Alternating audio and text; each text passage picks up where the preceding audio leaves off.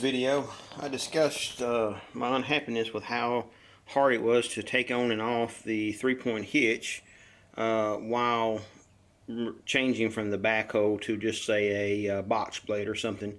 You would each, under the original setup, you have to take off the wheel to put the long bar from side to side, and I was just unhappy with that setup. Now, my understanding is that LS tractor has got a fix on the way, and I'm just not sure when it's going to happen. So I'm continuing on with my modification. Now, the original modification you can see is I took this large pin from Tractor Supply and turned it down. I'll add that video in there. But I'm just a little bit. I don't have any issues with it. I think it's going to be fine, but I just think I can make it better. So I'm going to do a second iteration. And my problem is when we put this in, it comes through, on this side, the backhoe bracket, there is a large hole here, and this is a 7/8 hole here, but there's a large gap. So I'm not getting as much of the support from that bracket as I could if there was some sort of spacer built into that that backhoe bracket.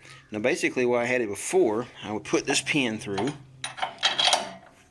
and then turn this large washer, and then it would pinch these two together. Well, that's fine and dandy. There's nothing wrong with that. However, that leaves this large void in the back. So what I'm going to do is cut this or clean the paint up out of this hole here, and then I'm going to make a spacer that sets in here that has the perfect 7/8 inch diameter hole in the center that will basically be a spacer and the washer combined. So it'll set down inside this, but also have a sleeve that goes all the way around the outside. Let's see how this works. Okay, what I've done is in this hole here, I went through and scraped out any impurities in the paint. There was some just a little trash and stuff that got caught in the paint in these small areas here.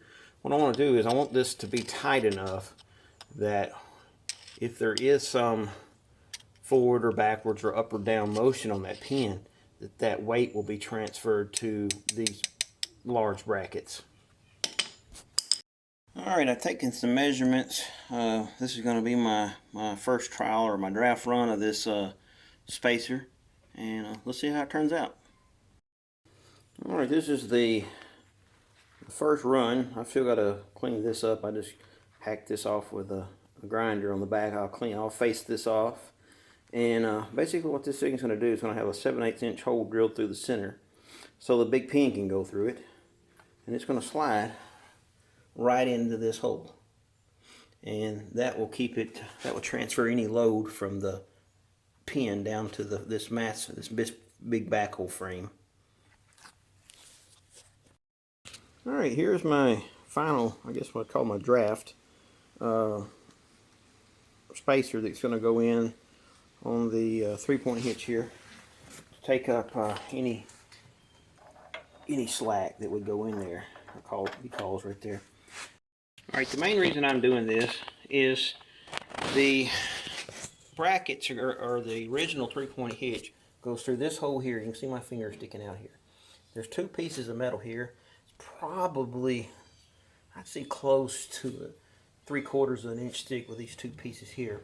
But the reason I'm doing this bracket or this spacer here on the inside is so if you're hitting a root or something, pulling a box blade, or the tiller hangs pretty hard, and that transfers that stress transfers the stress upwards on the 3-point hitch bars.